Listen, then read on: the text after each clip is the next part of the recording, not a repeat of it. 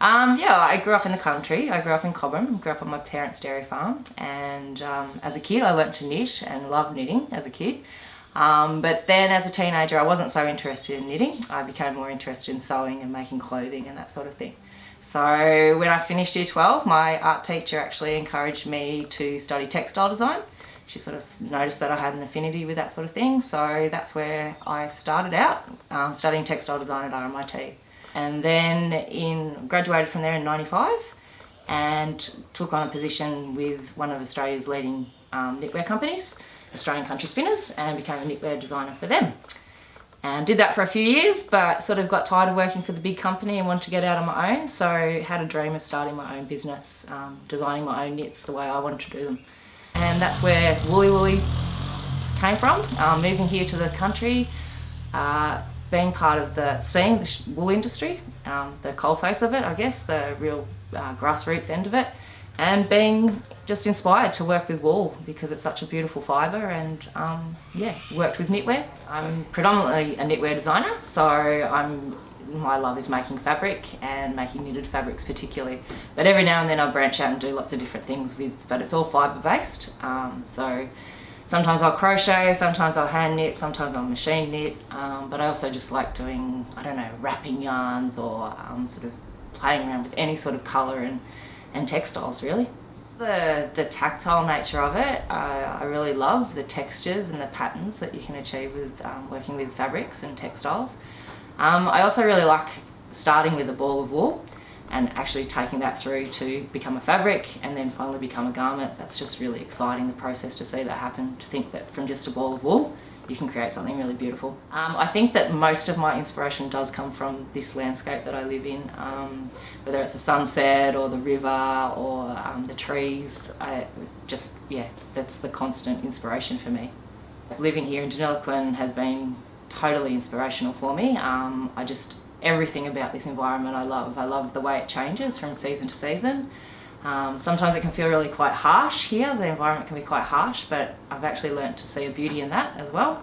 And then in times like in the winter, like the winter we've just had when we've had so much rain, the lushness of the landscape is amazing, and just so many details about everything I see out in our environment inspires me and gives me direction with my creations. Woolliwoolli began in about 2001.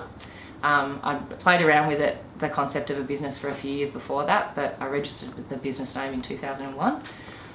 It is all about working with beautiful Australian wool and using my skills as a knitwear designer to show off wool to its most beautiful way, in the most beautiful way that I can, and show it off. Woolliwoolli started out, I came up with a concept of making beanies way back in the late 90s. Started out going to markets and doing that sort of selling, and through that I actually met some retailers who were happy to stock my work. Probably the most impressive of those was Christine Barrow, who had a boutique on Flinders Lane in Melbourne. So for a few years I stocked my work there, and that was where I really pushed Woolliwoolli into a different level of selling, I guess, and worked more towards high-end fashion. From there I actually have done fashion shows all over the world, in Hong Kong, Paris, London, New Delhi. Worked with Australian Wool Innovation with Woolliwoolli because I guess I was a new kind of concept at that stage, seeing wool and knitting in a different way. That was another kickstart to my career, I guess, as well. I entered the Australian Wool Fashion Awards back in, I think it was about 2003. And I won the most marketable collection the first year I entered that, and then I also won the best collection category in that awards too. So that was a real stepping stone for me in meeting a lot of fashion designers and people in the fashion industry, and from there that's where I actually got the opportunities to travel around the world and take my work to other parts of the world. It changes all the time, really, what I like doing. It's not one thing set in stone. It really evolves and changes just from year to year what I want to do. This year I actually just did a scarf collection. I really minimised and really simplified what I was doing. But other years I'm working on huge big collections. And this coming year I'm hoping to do a bigger collection again. So it really changes. But look, as long as it's beautiful fabrics, beautiful yarn, as long as I can play with colour, that's what rocks my world. Yeah. it really has boosted my confidence, I guess, and belief that I'm real, that what I'm doing is real. And yeah, it's just awesome to be able to walk away from home, come out here and spend hours out here, forget about everything that's happening in the house and just be here. And then at the end of the day, same thing, I can lock up here, go back over to my home, and I feel like I've done a day's work and it's over, and I can put it away for the day. So it's really special and really important to have this space for me. Yeah. Going, I know I will be still going. I hope that I have evolved and changed, and I'm doing different things. I'm working on different types of projects.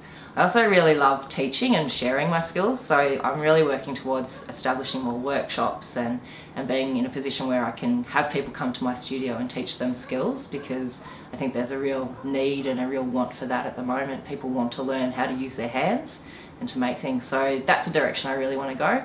I'm not really that fussed about taking over the fashion world anymore. I'm happy being here, and as long as I keep creating, I'm a happy camper. Yep. It's really interesting from the time when I was studying at textile design at RMIT back in the 90s. Something like knitting there was about 6 of us doing knitting, doing the graduate course in knitting at that point in time. I actually went back and taught at RMIT a few years later, and by that stage there was probably, the class size had actually come up to about 20. And since then it's been amazing just to watch knit come back into fashion, and then fibre art in general come back into fashion. Now there's amazing weaving and macrame, and there's not really any limits to what people are doing with textiles now. It's incredible. Yeah. I guess to go off and get some training is a really great point. I mean, there's a lot of self-learning you can do, but I think that to have the opportunity to go and study or do, even if it's workshops or short courses in a certain discipline of textiles or fibre art is going to be amazingly helpful, because there's a lot of creativity and a lot of experimental stuff going on, but you also still need to have skills to be able to make those ideas come into reality. So I guess that's one of the big things I'd suggest is get out and learn some skills so you can turn your ideas into reality. Yeah, no, I actually design everything from scratch, so this is part of like having the skills to work on. That was what I learnt initially at RMIT, is how to actually design a pattern, and then I increased those skills working in industry. So yeah, no, I come up with the shape that I want, I make measurements, and then that's all turning that into stitches and rows. So it's quite complicated, and there's quite a lot of maths involved in it actually. Yeah, so everything's pretty much original. I will look at patterns to get suggestions and ideas, but when I actually sit down to make something for Woolliwoolli, it's from scratch.